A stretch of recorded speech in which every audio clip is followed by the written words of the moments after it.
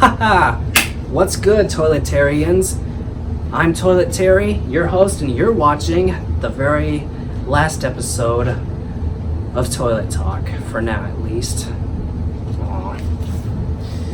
But, anywho, tonight's topic is you can pick your friends, but not your relatives. So let's get started, shall we? It's true though. You can't pick your relatives. You can pick your friends, but your relatives, if you got a bad one, you're stuck with them forever.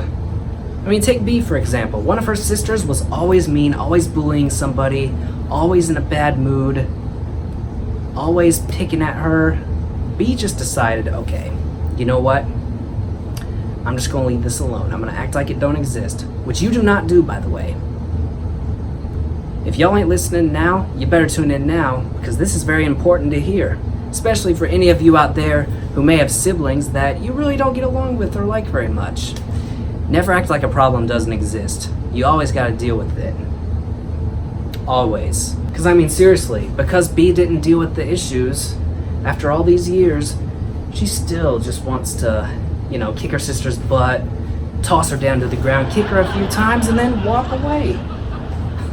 I know that sounds violent, and it sounds cruel. It may sound cruel, but I mean, that's what bitterness will do to you if you do not confront your problems.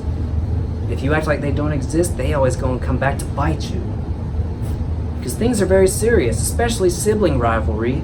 We may not be mature about it in today's modern world, but seriously. And it's contagious too. Speaking of which, B's sister ran into a telephone pole once.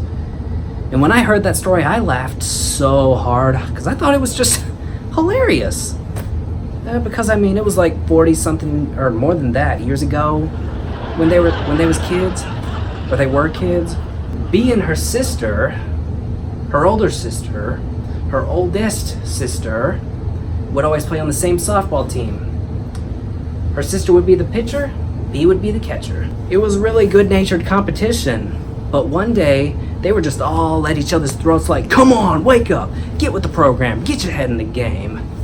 No pun intended, you High School Musical fans. The batter hit a pop ball, and B's sister, as she was running for the ball to catch it, was looking backwards at the same time as she was running for the ball. Yeah, right as she thought she was about to catch it, she turns forward, right? And then right as she turns forward, into the telephone pole she goes, smack. She wobbled around for a few seconds and then fell out on the ground and blacked out cold, just like that. B does not know what to do at this point. Everyone's freaking out. Nobody knows how to help her sister, who is unconscious, just laying there. And so B's next course of action is to go and get some coolers of really cold ice water and just keep dumping them on her sister until she wakes up. And her sister wakes up to B dumping ice cold water on her. Like, what are you trying to do? Drown me? Man, all that they were left with was that BB's sister was okay, and as she was walking away from the scene, she thought to herself, oh, I'm gonna be reminded of this for the rest of the season. And she was, by that, and along with the big knot on her sister's forehead. Ain't nothing better than to have a sibling to compete with. Sometimes it's just hard to be woke, y'all. Anytime after B and her family would get back to their old house in Alabama after traveling for some time, because they were travelers, like all the time, behind the house was a 6-foot tall fence, right? They knew that there was a ferocious dog back there, and they had heard it barking all the flipping time. And one day when they were playing ball outside, they accidentally hit the ball over the fence. And you see, Benny, the only male and the youngest of them all, of the 5, his 4 older sisters, even including Grandma B, all voted on him to go and fetch them the ball from over the fence. So they work together as a team, right? So they hoist him up, they get him over the fence, he finally grabs the ball, and just as he's headed back, there's no sign of the dog, but just as he's headed back, I kid you not, right after his last opportunity, here comes the dog! Oh no.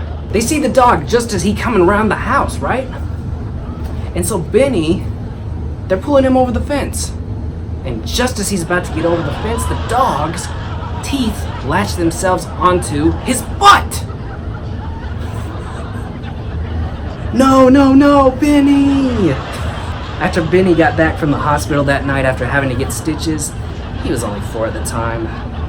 He looked at all 4 of his older sisters and said, I don't know when I ever am going to want to talk to any of you again.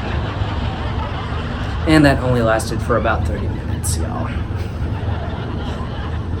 Yeah. I mean, man, being her siblings felt so bad. I mean, especially since they had to sew up poor little Benny's butt.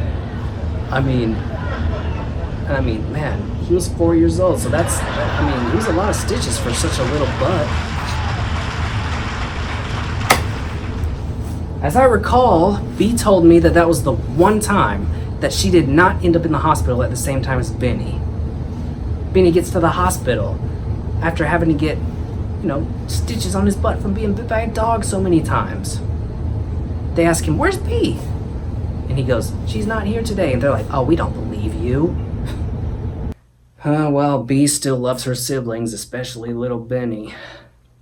Just the same as she did back in the day with the dogs grabbing onto his butt and the snakes, the baby snakes, the butts being sewed up, especially little butts. Okay, TMI, but y'all know what I'm trying to say.